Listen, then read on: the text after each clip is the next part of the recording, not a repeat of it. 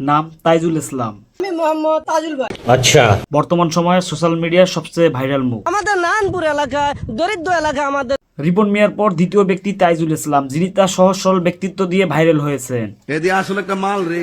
এখন আছি কুড়িগ্রাম জেলা নাগেশ্বরী উপজেলা। আর তিনি এতটাই ভাইরাল হয়েছেন যে তার কয়েকদিন আগে তার ফলোয়ার ছিল এত, আর এখন ভাইরাল হওয়ার পর তার ফলোয়ার হয়েছে এত।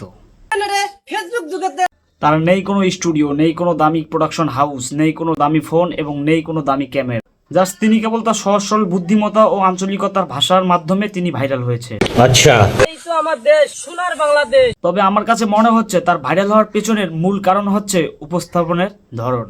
পানি এসে এখানে ভাঙ্গা চুরা, বেশিরভাগ ভিডিওতে সে তুলে ধরে তার অঞ্চলের দুরবস্থা।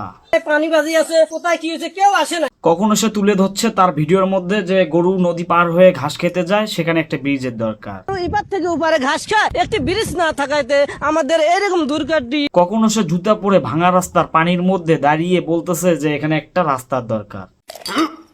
পায়ের নিচে পর্যন্ত কাদা মাটি। কখনো বা একটা স্কুলের মাঠে সে দাঁড়িয়ে বলতেছে যে বাচ্চাদের খেলাধুলার জন্য এরকম একটা মাঠের দরকার, যেখানে পড়াশোনার পাশাপাশি শিক্ষার্থীরা মাঠে গিয়ে খেলাধুলা করতে পারবে। প্রতিটা চরাঞ্চলে, প্রতিটা বাড়ির থেকে প্রতিটা বাচ্চা প্রাইমারি স্কুলে। কিন্তু আমি দেখলাম যে এরকম তার পোশাক আশাক এবং এইরকম তার আচরণ দেখে অনেকেই সেটা ট্রোল করতেছে। সঠিক বলেছেন।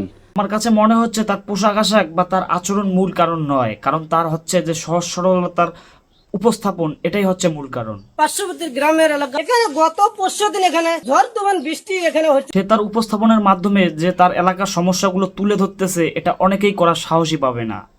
রুকো যারা। আমাদের কথা বাদ দেন, আমাদের দেশের যে সাংবাদিকগুলো আছে তাদের কি কখনো দেখছেন যে আমাদের দেশের যে সমস্যাগুলো তুলে ধরতে? আমি এটা জানি না যে এই বিষয়গুলো সরকার চোখে কোনোদিন আদৌ পড়বে কি না, তবে এগুলো থেকে আমাদের শিক্ষা নেওয়া উচিত।